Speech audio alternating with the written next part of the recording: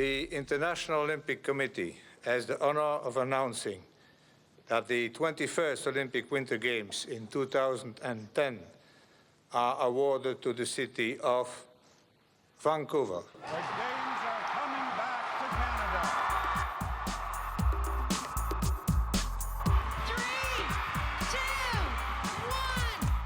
1. This is my perfect city, Vancouver, Canada.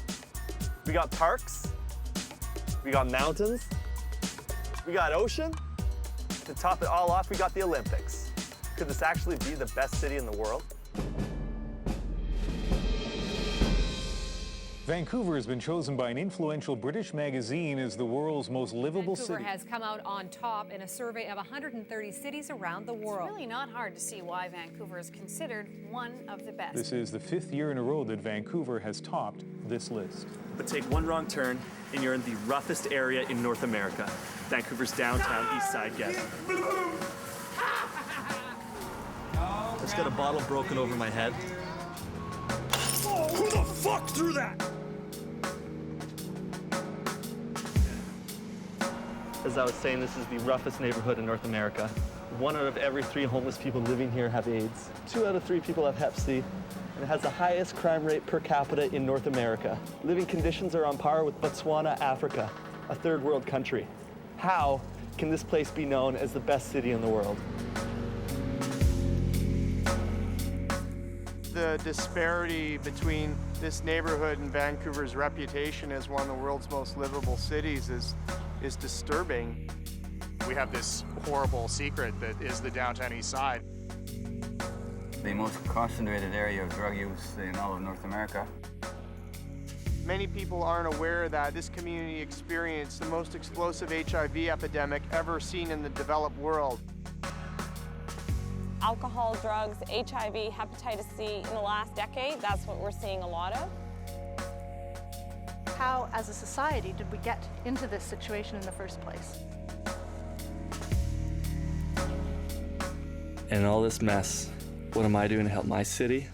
Well, I wake up, I sing, I study, and I stress, but I don't make a difference. Sure, sometimes I talk about the issues with friends at school, patting my academic ego with stats from the morning's paper, but as always, that frail state of caring dissipates. Gotta go back to class, lunch, nap, dinner, movie, sleep. It's all so familiar. But one day, everything changed. While having lunch with a friend on the force, I presented my opinion on homelessness. Living on the streets is easy. They don't want to work. They're a bunch of scammers.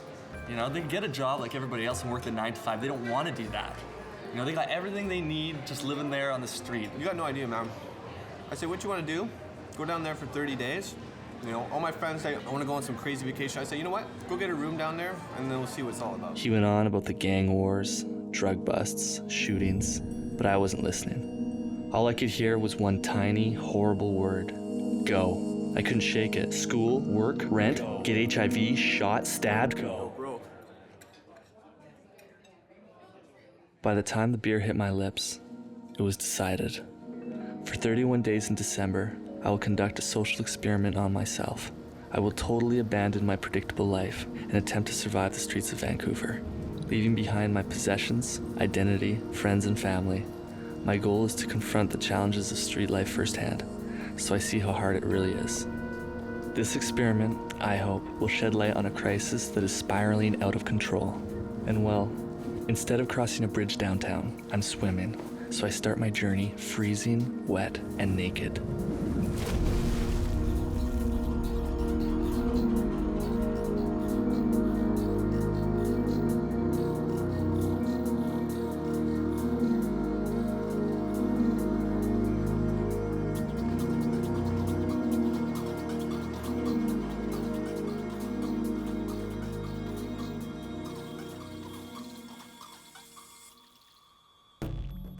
I arrived downtown with nothing but a backpack with a hidden video camera inside. The temperature was around the freezing mark, but thankfully the rain stopped. My first challenge was to find city services offering food, shelter, and clothing. I had no idea where to look, so I went to Granville Street to ask the locals. Someone had to know. Hey, you guys. You guys know a place around here where I can get some free food and shelter? Know where I can get some free food and shelter? No idea. No idea? Hey man, do you know where there's any place where I can get food and shelter around here? Well, there's a gun and it's just 2 blocks. 2 blocks down? Thanks a lot, man. Enter the gathering place, a resource center for the homeless. When I walked through the door, they told me I was hypothermic and threw me into a hot shower. They gave me some clothes and told me to go talk to the guy at the front counter when I was done. So tell me everything I get. You get everything that we do in the place. So you'll be able to go into the laundry rooms, the pool room, the video game room, the showers, the clothing donation area, jacuzzi. We run fitness classes. What about yoga? Do I get yoga? Yeah, we have a yoga class. I couldn't believe all the luxury services there were for the homeless.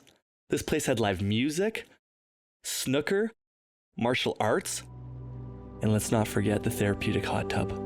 The mineral-rich hydrotherapy relaxed my muscles.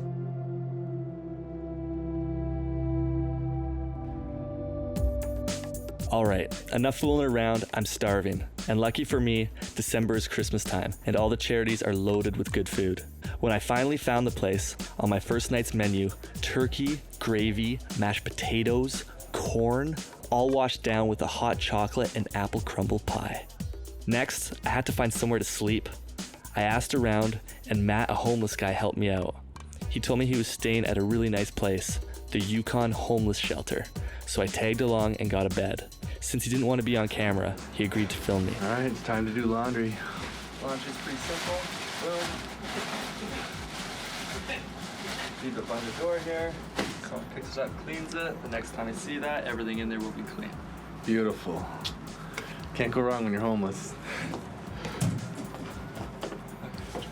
All right, well, it's time to go to bed. There you go. Oh, quality treatment. I'm never going home.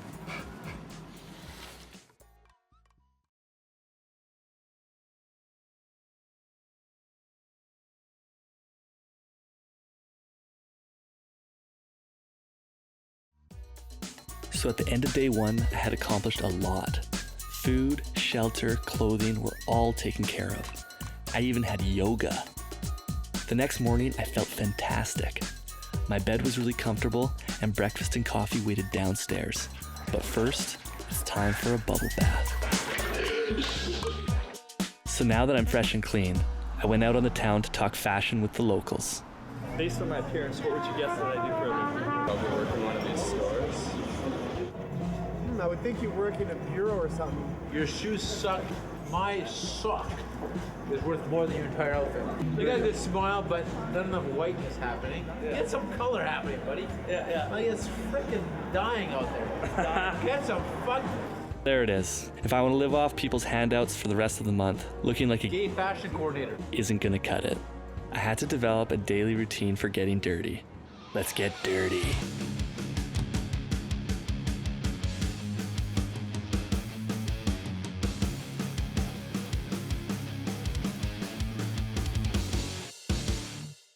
All right, here we are at 2088 Yukon Street, home of Vancouver's finest homeless people, including Misha right here.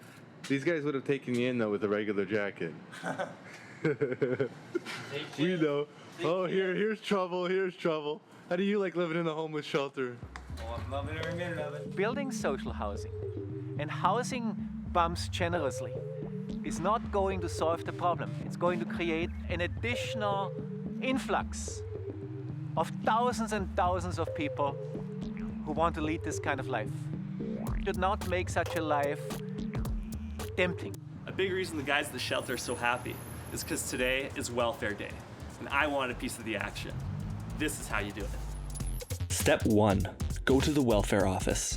There you will be told to get diagnosed for a mental illness, which will grant you welfare without having to seek employment. Without this diagnosis, you'll have to prove you've been looking for a job, and that's way too much work.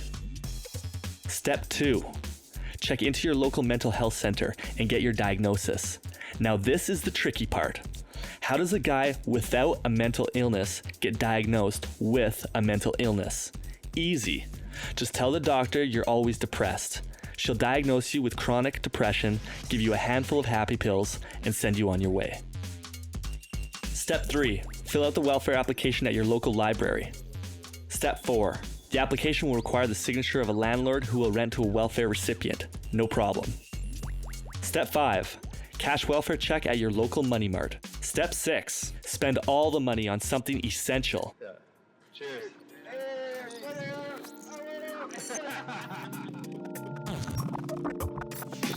When you're hungover, there's nothing like a greasy burger.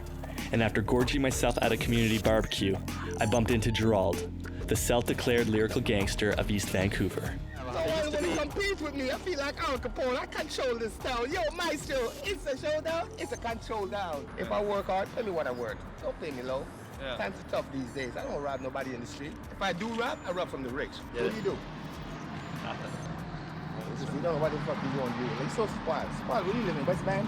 West Van? No. Yeah, I thought so. Rich white folk, you can tell. Spoiled, right? Don't You can still tell? Don't know what he wants. Tell that I'm rich white folk. You can tell, man, the way you carry yourself. It's just the way you're so proper. It's like when you go to military school. Yeah. Even when you go back out in real life, you still have that, because they train you, right? It's same to you all the way, so you got that process, that stress. So just, just relax and loose, man. Jamaica style, don't wear no watch. Don't smoke ganja and nothing like that. Gerald's right. I've been living on the street for 10 days now, and I still don't fit in. It's because my life here is really easy. Whenever I want free clothes, I go get them. Whenever I want free food, I go to the charities. You know, I even ride the bus for free. Just get on, say I have no money, it's easy. Now, the thing I don't get is why a lot of the homeless don't use these free services on the regular. Why make life so hard on yourself? I don't know. But maybe if I make life a bit harder on myself, I'll find the answer. So no more bubble baths. It's time to make money the hard way, by working for it.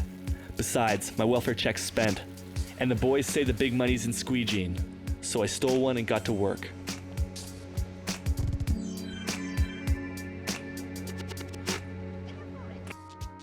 Although profitable, squeegeeing was abusive, dangerous, and demeaning, so I thought I'd try panhandling.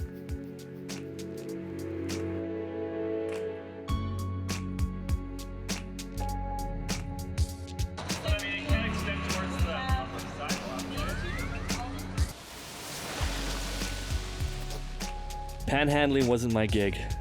I didn't make that much money, plus it was boring and cold. So why not search for empties in the city's bins? After all, one man's garbage can be another man's pleasure. I need some privacy. Camera off for a second. Turn it off.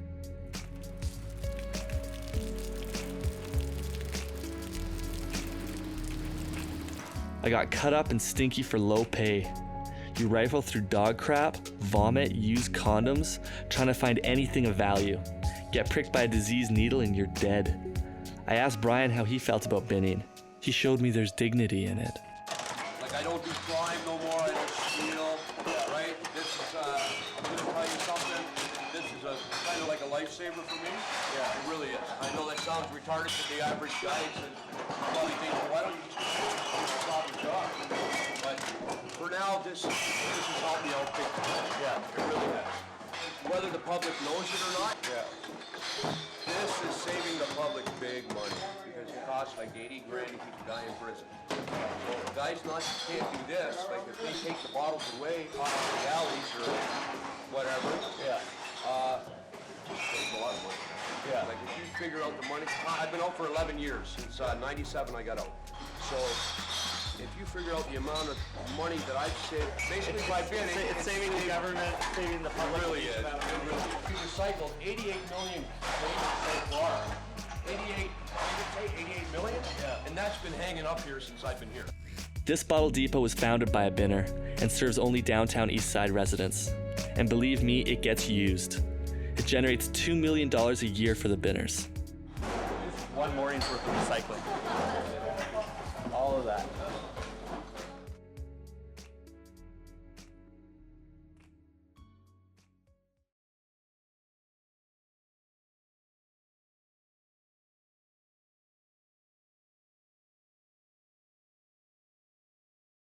With the little money I made binning, I decided to treat myself.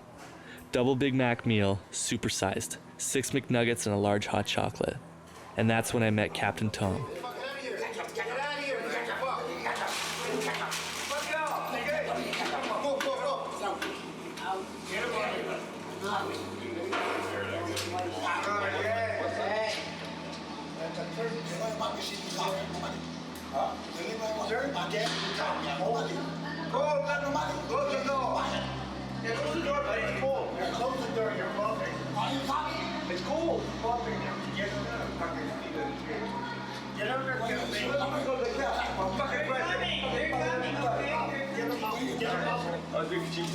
sir.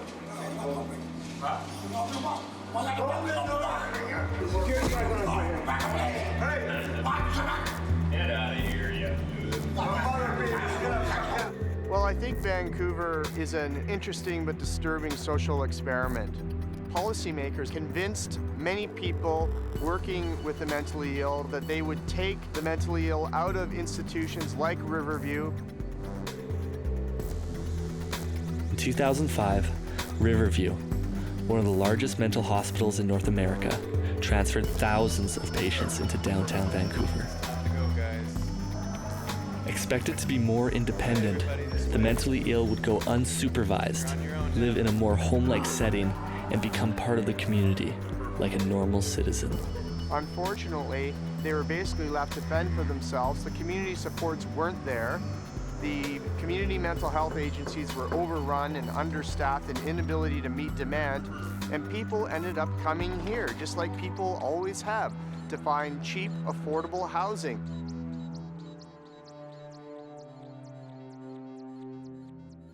When I returned to the Yukon shelter, they told me my time was up. They sent me away with a list of other emergency shelters. I had no idea what I was in for. If you want to pick 10 things that determine why people are healthy or unhealthy, well, housing makes the list every single time. And the housing that is available to most people living in poverty is completely substandard. You know, when you have a large number of people sharing a single space and you have this increased prevalence of infectious diseases, it is a risky place for some people, and that's what we see in the hospital. People are getting infections in their skin and their legs, also pneumonia, gastroenteritis.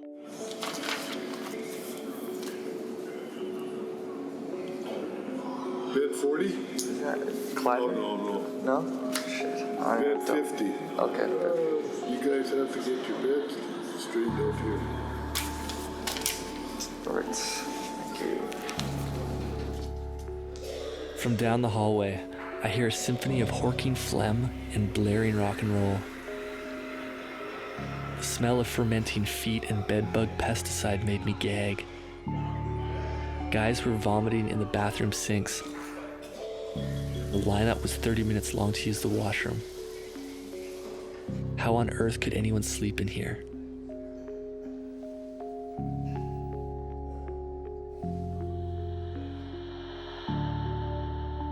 I can see why a lot of the homeless prefer to sleep outside. Some hated the stink, others the snoring. For me, it's the phlegm.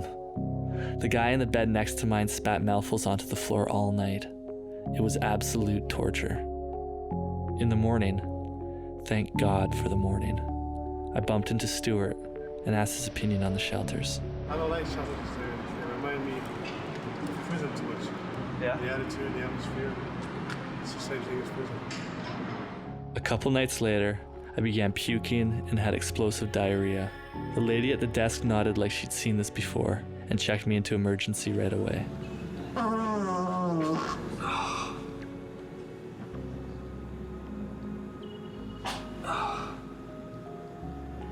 It's disgusting.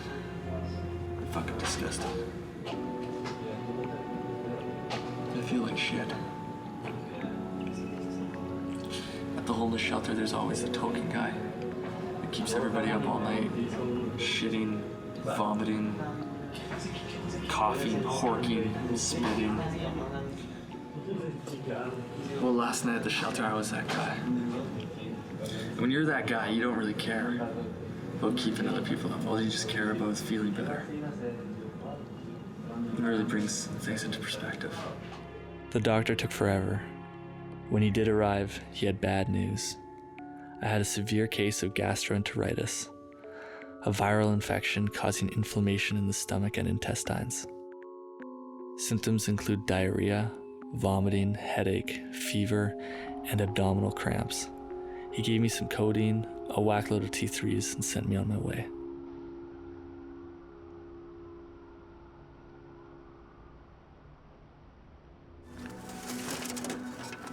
I need to find shit to make my bed because I'm not going back to the emergency shelter. The doctor told me I can get even more sick, and I'm not getting more sick.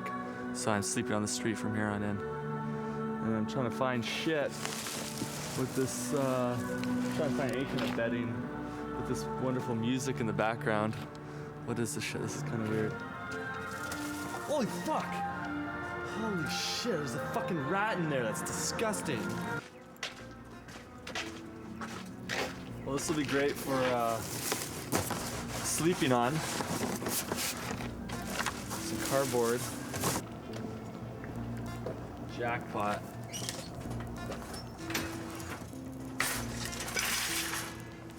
Does it have all the wheels too? Well, kind of. Yeah, that's the catch. That's the catch.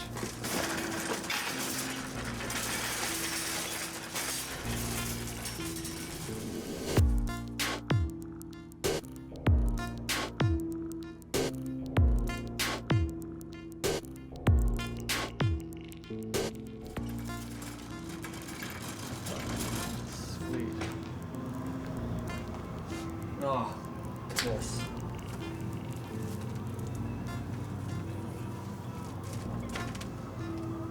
Well, I'm gonna steal this homeless guy's shit. Perfect. I got my blankets.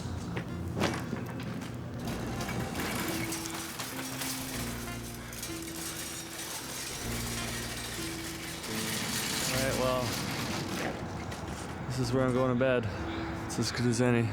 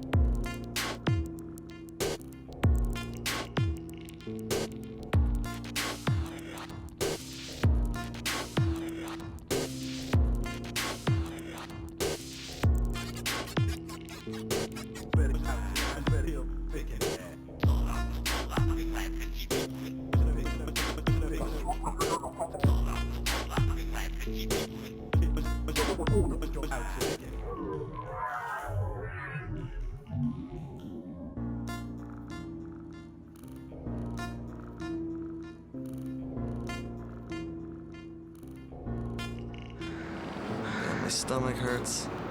I feel bloated. I have to go to the washroom. This is just gross.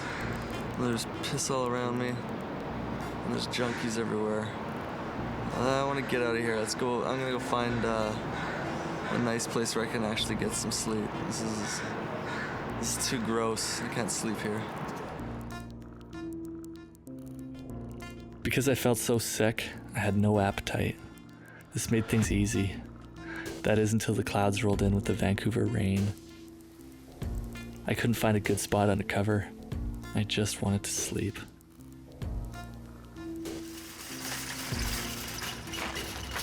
Oh, look at that. It's like the fucking jackpot of emergency shelters. It looks like a cave. And it looks like we have a visitor as well. Another, obviously, this is the residence of homeless person X and Y. So, time to be Zed. I'm gonna, look at this. This is like too good. It looks contrived. Fuck it.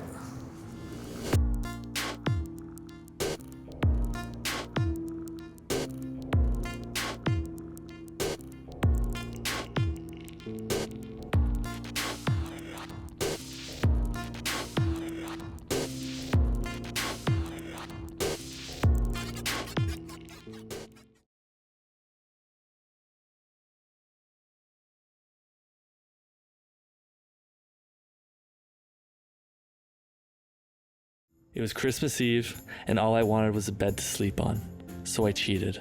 On a prayer, I went to the Yukon shelter, and somehow got a room.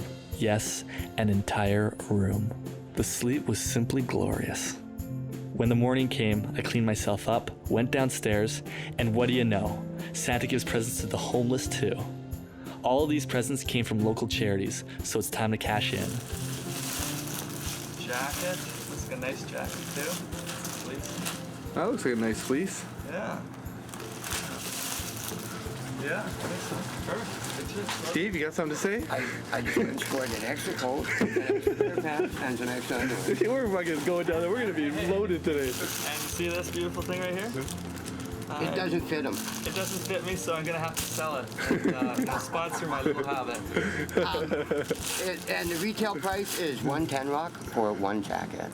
So no, I'm not in favor of just throwing money at them. If we get too generous about this, we create ecological niches that actually compel them to this kind of life. So all those people who have bleeding hearts and say people really have no choice, they are born in a certain socioeconomic class and that determines where they will end up, should remind themselves that that also commits them to saying an incentive structure that makes it easy to become a bum determines that these people will make those bad decisions. You guys think most of these guys spent their Christmas gifts on crack? No, I think, I'm Steven, I think all of those guys did. Do you think they do it every Christmas? I think every year, yeah. Most of them, or not all though? Birthdays, not Christmas. all. I think most of them, yeah. And I think that's the only reason we're really happy right now is because if the four of us were walking over this bridge and we had no drugs, no money, and no merchandise to sell, we wouldn't be this happy. No, we wouldn't be fucking filming it. One of us would probably be trying to save the other from jumping off this bridge. That's the way it is. There's not a lot of legitimate opportunities for people to make money sometimes, and of course there's a shadow economy or a street economy that operates all around this. This is the system that people are navigating or maneuvering within. Whether I like it or not, the homeless share a unique top priority, something I've never tried: hardcore drugs, specifically crack and heroin. I can't hide from this reality anymore, so for the last 6 days of my journey, I'm gonna get high with the rest of them. Like everything else, to truly understand it, I have to do it. Wish me luck. Vancouver has one of the world's most notorious open drug scenes, and it's been that way for a long time. It's very unique here because in other cities, there's not such a concentration of people who are using illicit substances or illicit drugs. When people visit Vancouver from big American cities that have large drug problems, they're always shocked by how open it is here in Vancouver. Everything's just, right out on the street. I went to meet the guys in Crack Alley where they said they'd be getting their fix. When I arrived, it was full of addicts, but hard to find what I was looking for. Yeah, well, don't do it, because I'm not going to let you do it.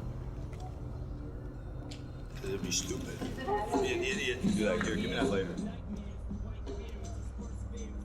Okay, say you smoke that crack, and then you smoke it every once in a while, and like you have start skipping school. Then you'll never pass your class. And then you have to think of it like that. Just don't put that camera on anybody else over here. We didn't want to mess around, so we went over to the other side. And that's where I met Crystal, the matriarch of the alley. She hooked me up with crack. So this is too much? Yeah, don't put all of I'd say a third. So you can just break it with your hands? Yeah. Use a blade. So I put the rock in here? Yeah.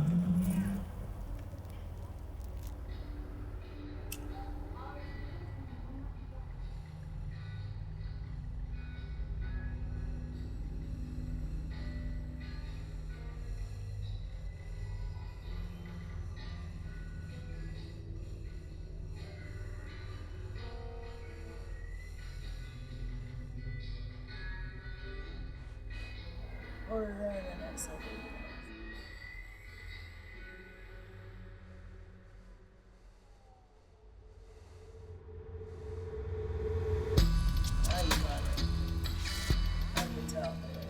I'm homeless and high in the nastiest alley in the city. But now I feel at home. Suddenly these drug addicts, these complete strangers, seem like family. Wow. Huh.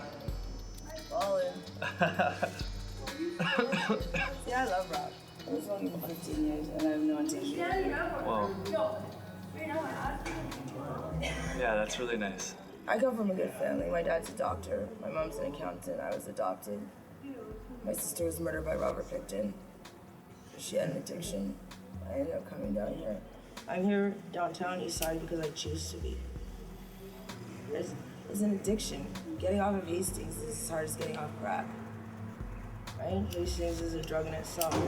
But now the high's gone, changing the alley back to the sad place it really is. I want more. But luckily, Humphrey was dealing crack right next to me. While hooking me up with the 10 Rock, Humphrey told me how he ended up down here. One day, I had some friends over to my house, and out of courtesy, I took out some dope and I gave it to them. My fiance was coming home from a weekend in Whistler, and she worked for a law firm, a prestigious law firm downtown. And she was like, "What's going on?" I'm like, I couldn't say anything, I was so fucking high. I had 3 balls of fucking dope cooked and hidden on top of the dresser. And she's like, I can't stay here. So she leaves, and I'm thinking, oh great, she'll be back. Like, her parents lived on Grand Island, and she went to her parents' house. And the next thing you know was that when she came back to pack her stuff. I could understand the addiction to heroin and people getting sick, but it's a drug that you need, right? It comes to the point that you don't want it. Like, you literally cannot move. It's a peaceful feeling. It's a floating. You know what I mean? Yeah. First time I did it, it was the most amazing feeling I ever had, that I puked for like 16 hours. And every time you puke, you get more high. Oh, really? So you look forward to puking? Yeah, now I do. Like, it was really good down. But I OD'd the other day right there on that corner. And you know what? Nobody called 911 because they had dope. They were digging me. I had no heartbeat. I was cool. You can be content. I can be content, like, doing my heroin. The addictive liability of these drugs is evident in how much health-related harm and suffering people are willing to endure as a result of their drug use. People think that, simply throwing more police and throwing people in jail will actually deter people from seeking that reward of their high. If you're willing to die for the high, well, going in jail isn't going to stop it either. To watch the police roll up and watch a bunch of people that are injecting scatter, you can really see that it doesn't have much impact on the problem. It's basically displacing it. And I've heard some police officers refer to this as shoveling water.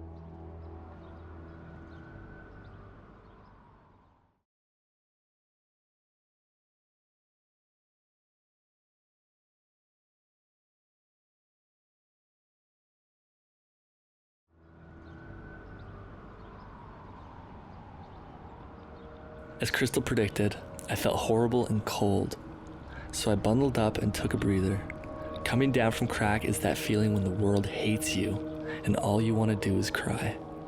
But knowing my next objective, she gave me a goodbye present. Heroin. She told me to go shoot up at Insight, a government-run clinic for injection drug users. Always controversial, this experiment has plotted conservatives against liberals, tangled in debate. In my opinion, supervised injection is not medicine. It does not heal the person addicted to drugs. Each and every injection, along with the heroin and cocaine injected, harms the person. And government-sponsored supervised injection sends a very mixed message to young people who are contemplating the illicit use of drugs. Thank you, and I'd be happy to take your question. Given that the Insight was peer-reviewed by 21 peer reviews from international peer reviews following international principles of research, did the minister have his report from his advisory council similarly peer-reviewed? Quick answer, yes or no? Was it yes or no? No.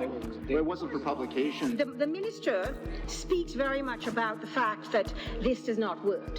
Insight was set up to look at a very high-risk population of users. These are the people who will not go to treatment. These are the people who have the highest incidence of infectious diseases because of their intravenous drug use. These are the people who needed help and who were dying. My brother, the producer of this film, did not like the idea. Heroin? Are you out of your fucking mind? No. You're not doing it. Why not? Why wouldn't I do heroin? Because it's the most fucking addictive drug, Mish. Are you retarded? I just did crack. I'm not worried about getting addicted to crack. I'm not coming back to Hastings a week from now looking for heroin. Like, I'm not doing that. That's ridiculous. I'm not gonna run back here by myself without you and just go shoot up. Like, You don't have we're to do doing this. heroin. You don't have to do this. You shouldn't do it. Yeah. Well, no, that's not true. No, I it should is do true. This is retarded, Mish. You're doing heroin. No. Don't. Are you fucking stupid? No. Okay, well, we're doing it. Let's go. Enter Insight. This is the first and only safe injection site in North America. Inside these doors, users are no longer punishable by drug laws. They inject their drugs with the help of government-funded medical staff. This place serves over 600 addicts a day. Cameras are prohibited here, so we went undercover.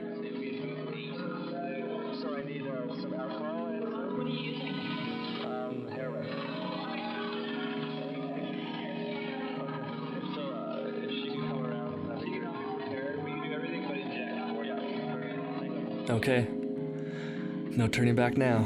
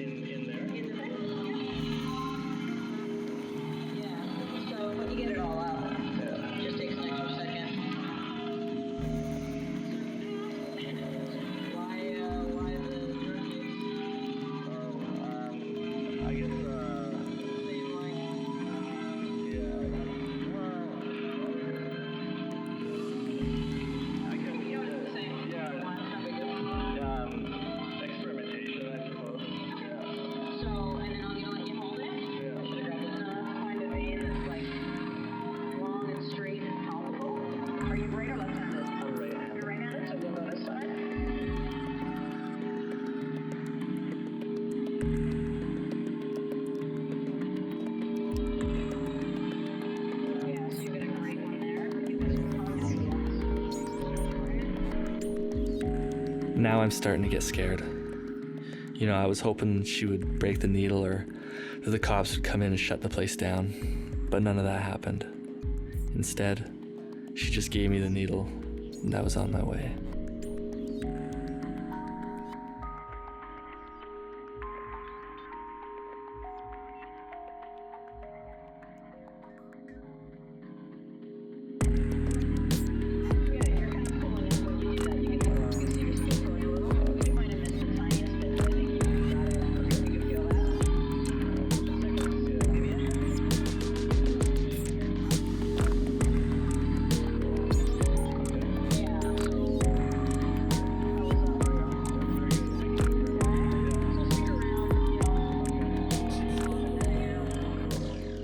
Supervised injection site may be the first time that the drug addict comes into contact with healthcare workers who are not judging him and are hostile to him and are trying to change him.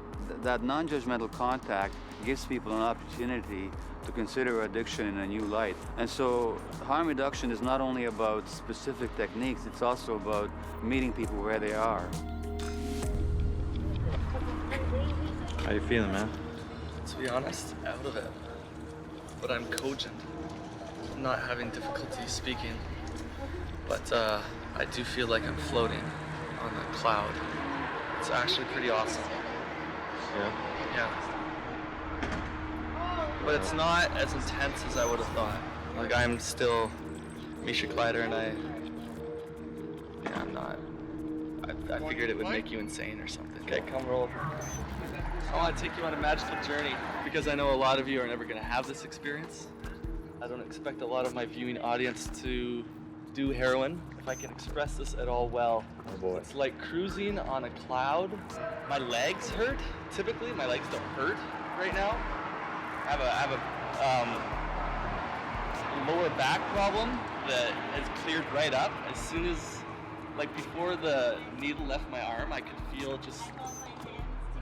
the pain in my lower back disappear, like completely. Yeah. It's beautiful. It's a beautiful experience, actually.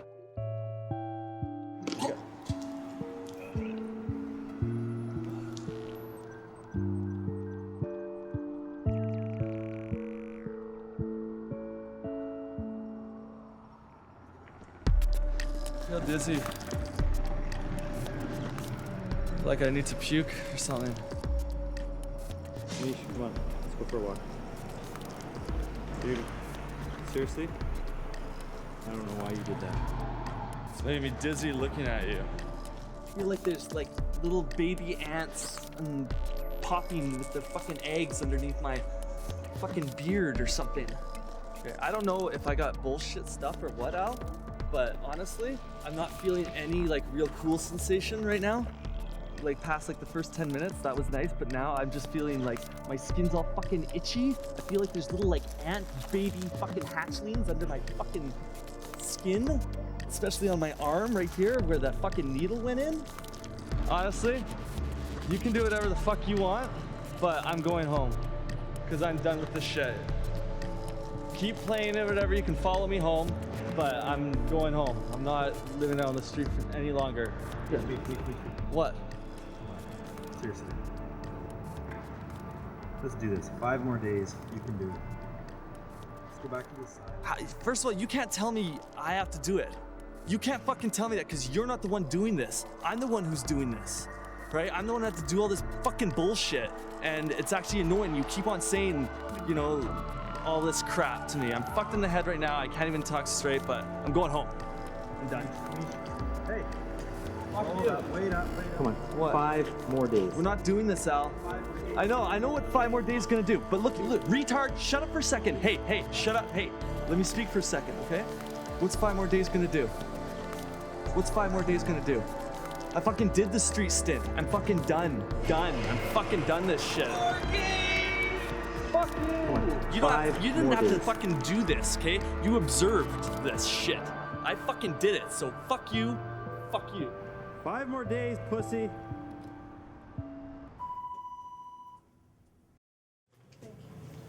You still want to do this? Mish, are you sure you want to quit? Does it look like I want to quit? The answer is yes, Alex. Alright. Fuck it. Dude, let me see. Let me see your eyes.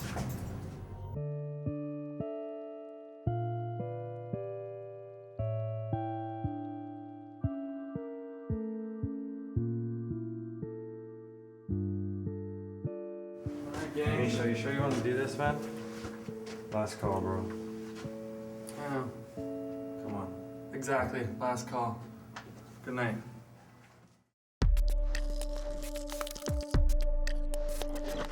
I passed out as soon as my head hit the pillow. I then had the worst sleep of my entire life. I had cold sweats, I was short of breath, and I actually looked forward to vomiting because it woke me from the nightmares of the last month. Then, the sun hit my face, and the bad dream was over.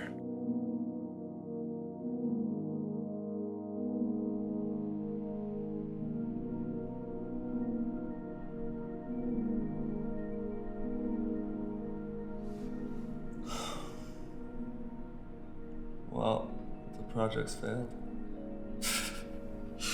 Right? I don't know. Can we salvage this?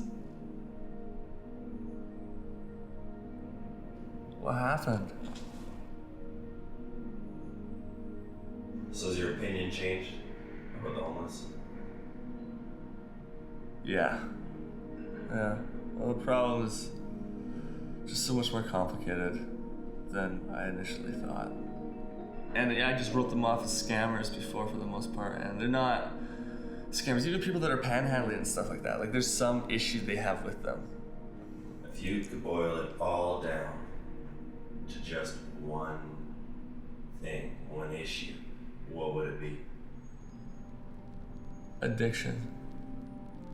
Addiction is definitely the common thread that unites that whole scene, you know, for everybody I met. You know, I didn't meet anyone that wasn't addicted to something. Yeah. Not a single person, when I think about it, actually, that I met down there was addiction free. The global approach to trying to deal with drugs is headed up by the United Nations Office on Drug Policy, and the International Narcotics Control Board. Their goal was to one day create a drug-free world, and I think that's a fantasy. I think it really illustrates just the magnitude of the problem with addiction, that it's really the plague of our time. In a capitalist society, in a liberal society, we accept that this is not a solvable problem, but there'll always be people that are like leaves in the wind of social pressure. They'll go the path of least resistance. And if that path is getting high today and the devil take care of tomorrow, they'll close their eyes and blindly go into that trap. Given that we live in a culture is addicted, as everybody says, to oil, where we engage in the pursuit of the amenities and luxuries provided by oil, despite the fact that we're destroying the earth. Who are we to tell the addict that they shouldn't be engaging in self-destructive behaviors? In other words, it's a scapegoating. We're deeply related to the addict, we just don't want to see the relationship, so we ostracize him and banish him to the social periphery.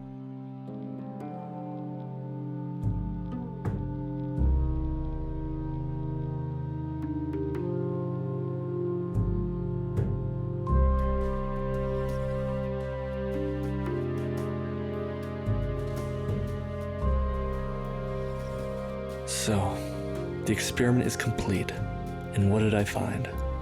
Life on the street is easy when you're healthy, clean, and living off all the free services. But the street catches up with you, and when you're sick and on drugs, it's a nightmare.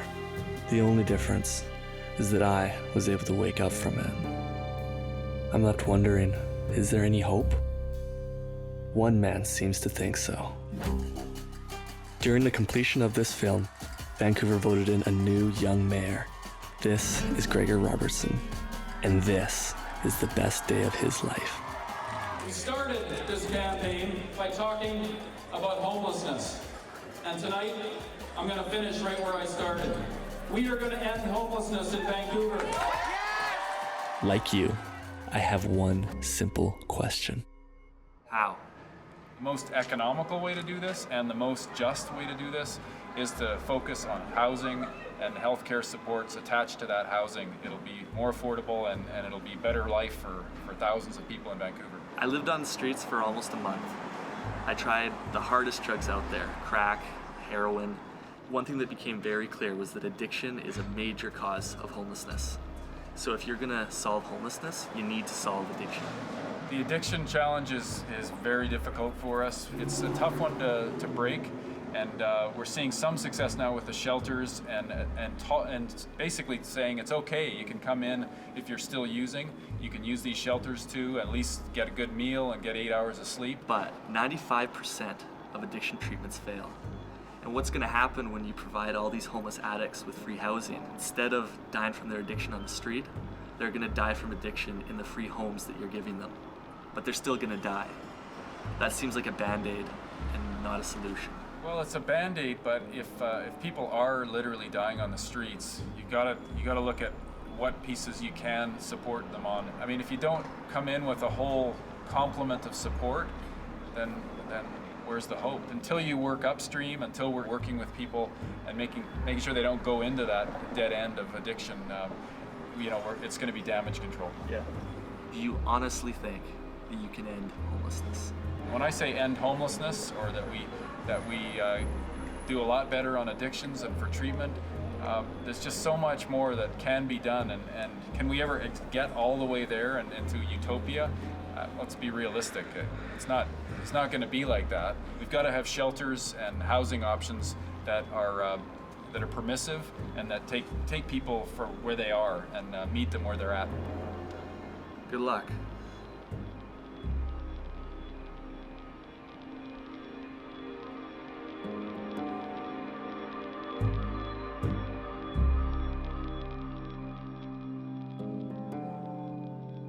Do I believe you will succeed? I wish I could. But the fact is, in the heart of my perfect city exists a 10-block hell of drugs, death, disease, and destitution. Despite billions spent on services for the homeless, they have not slowed the plague of addiction. It is this self-imposed slavery that perpetuates homelessness. And it's a slavery that no government, no doctor, and no bed will ever end. Only they themselves can do it. Most die before they get the chance. So, if you come here, If you come here. And get addicted. And get addicted. You stay here. You stay here. You do stay here. 'Cause these Are the streets of plenty.